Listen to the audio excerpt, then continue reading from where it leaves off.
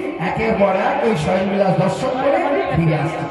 এরপরে ওই চিত্রা নামে যে সখীটা আছে না, চিত্রা, এখন চিত্রা একটু লেখাপড়ায় ভালো, এখন যে দেখবে একটু লেখাপড়ায় ভালো, তার বর্ণনা ভাবভাষা দেখবেন একটু অন্যরকম।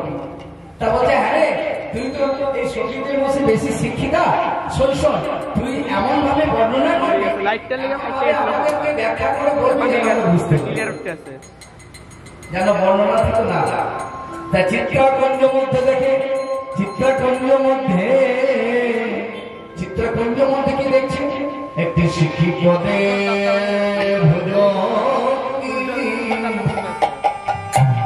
নাই দুঃখ সগিত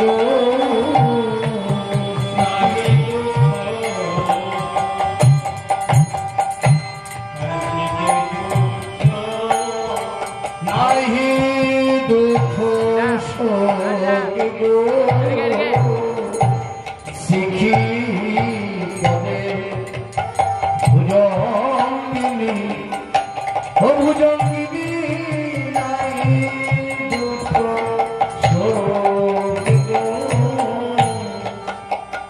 যমুনা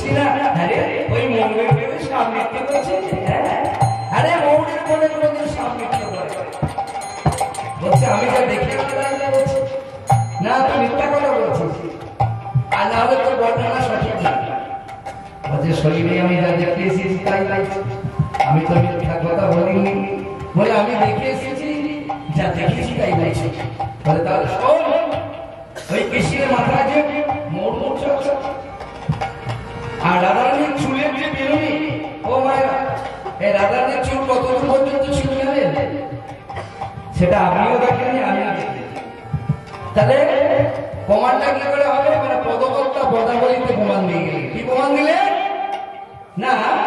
বলছে সিনেয়া উঠিয়া, উপরে গানে আছে, বলছে সিনেয়া উঠিয়া নিতম্ব তটিতে পড়েছে চিত্ররাজ। এই নিতম্ব পর্যন্ত চুল বিস্তৃত ছিল, সেই নিতম্ব পর্যন্ত ওই চুলটা বিস্তৃত ছিল এক হাত পর্যন্ত। সেই চুলের বিনুনি আবার কেমন হবে? এতদূর পর্যন্ত যাহার চুল, অর্থাৎ বিনোদনের আকারণী এতদূর একদম নিতম্ব পর্যন্ত চুলটা বিস্তৃত ছিল। এখন সেই চুলের যে বিনুনি, ওই মৌলচ্ছটাকে বেষ্টন করে এমন আঁকা বাঁকা হয়ে পড়ে আছে, দেখি কি মনে হচ্ছে? মৌরের কোলে সবে নাচিছে, ময়ূরের কোলে সবে নাচিছে, ময়ূরের কোলে সবে নাচিছে, ময়ূরের কোলে সবে নাচিছে, কুঞ্জ মন্দির ময়ূরের কোলে সবে নাচিছে, কুঞ্জ মন্দির ময়ূরের কোলে সবে নাচিছে,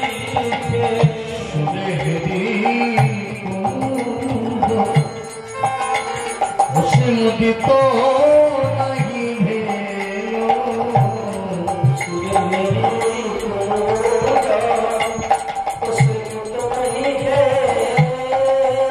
ওই না সুরে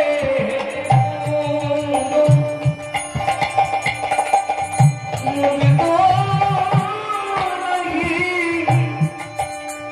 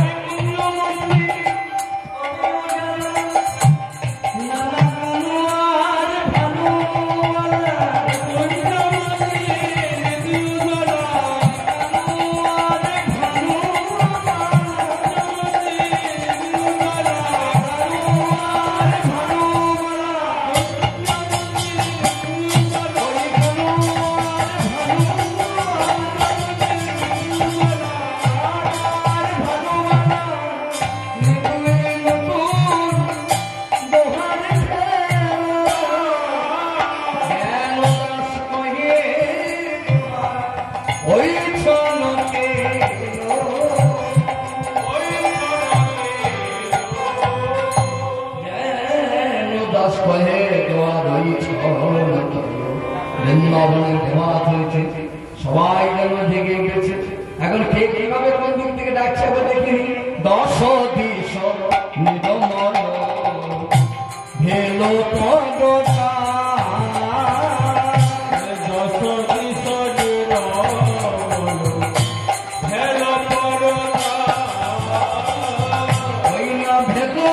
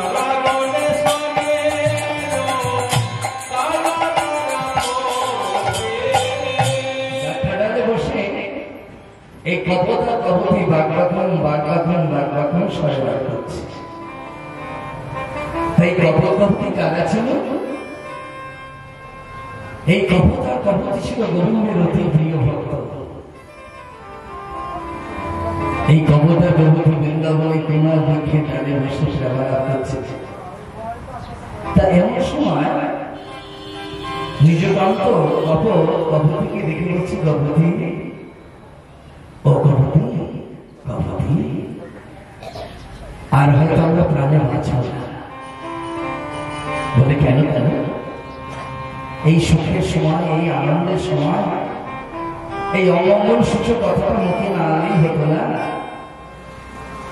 বলছে শোনো প্রভৃতি, এই এতদিন পর্যন্ত আমি তোমায় বড় বড় করে বলতাম না আমি তোমার স্বামী, আমি তোমার পতি, কিন্তু আজ আমার বড় আক্ষেপ করে দুঃখ করে বলতে কি হয়ে গেল, আজ আমি তোমার পতি অযোগ্য। কি বলছো স্বামী? হ্যাঁ আজ আমি পতি অযোগ্য।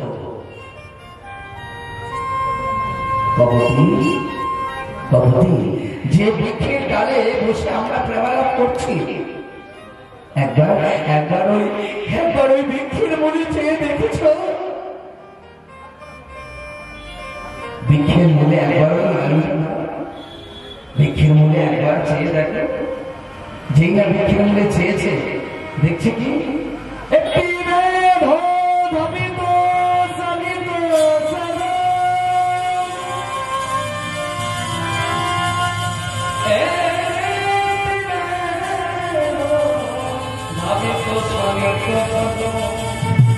একটি ব্যাধ ভাবিত শালীতে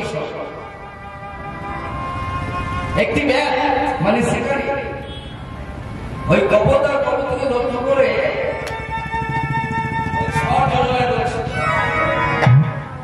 তা বলছে দেখো ওই যে ব্যাধ আমাদের লক্ষ্য করে একটা শট যোজনা করছে। এখন যদি ওই শটটা নিক্ষেপ করে তাহলে আমরা দুজনাই আমাদের দুজনের মৃত্যু হবে। তা বলছে মৃত্যু হয়ে ভীত হয়ে আমার কেউ কাঁদে নাকি? জন্ম যার আছে মৃত্যু তার হবে, আর মৃত্যু হয়ে ভীত হয়ে কেউ কাঁদছে? জন্মিলে মরিতে হবে, অমরকে কোথা পাবে চিরস্থায়ী জীবন নদী। জন্ম যার আছে মৃত্যু তার অবসান হবে, এই মৃত্যু হয়ে ভীত হয়ে তুমি কাঁদছ?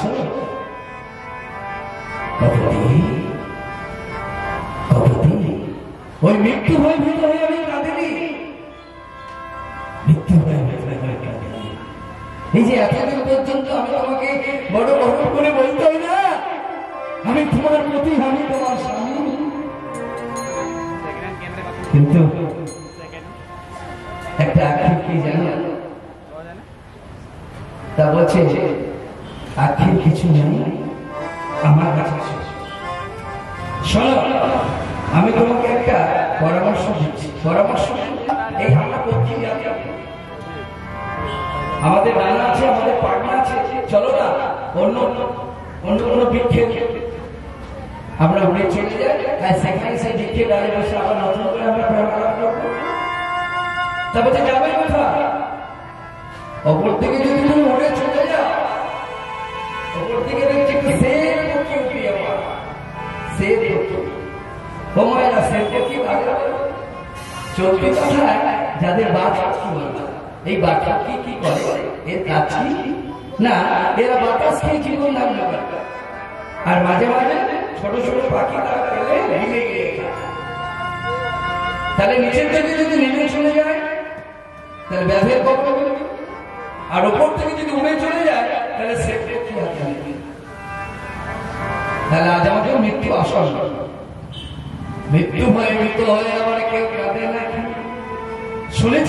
শুনেছি তিনি হ্যাঁ নাহং তিষ্ঠং বৈকুণ্ঠে যে জ্ঞান হীরায় মদ্ভক্তা যত্র গায়ন্তি তত্র তিষ্ঠামি নারদ। হে নারদ, আমি কোনো মনির অধীন না, আমি কোনো যোগীর অধীন নয়, আমি কোনো নেশার অধীন নয়, আমি তো ভক্তাধীন। শুনেছি তিনি ভক্তাধীন। ওই ভক্তের আকুল ক্রমদানে, ভক্তের আকুল প্রার্থনায় তিনি আবার আমাদের সারা দেবেন। তাই আমরা আজকে আমরা এই গোবিন্দের অতি প্রিয় ভক্ত শুধু নয়, আমরা নাস্তাসী হয়ে আমরা ওই ভজন হ্যাঁ তারে ডাকলেন শুনেছি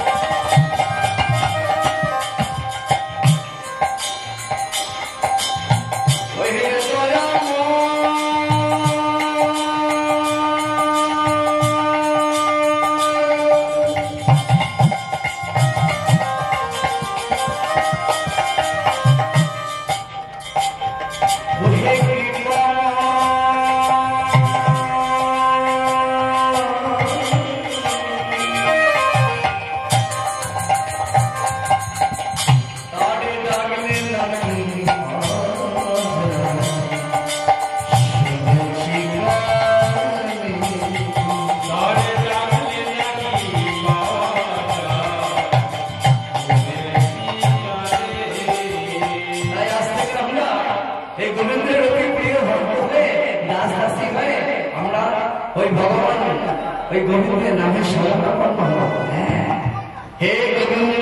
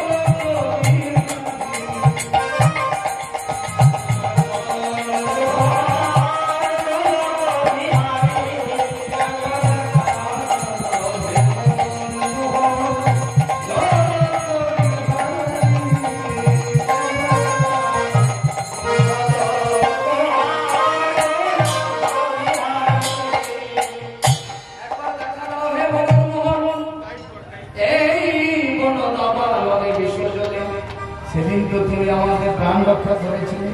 এখন মনের দুঃখের কথাগুলো যেই না কেঁদে কেঁদে জানিয়েছি, তাই মনে মনে ওই আকুল ক্রন্দনের কথা জানতে পেরে অন্তর্যামী গোবিন্দ আমার কি করলেন, একটা অপূর্ব লীলা খেলা করলেন। সবই তো ভগবানের কৃপা। তাই কি হলো, কোথা থেকে একটা বিষধর গরুর সাপ এসে ওই ব্যাগ যে শটটা যোজনা করছিল কপতির দিকে লক্ষ্য রেখে কি হলো, ওই ব্যাধের পায়ে মারল সবল।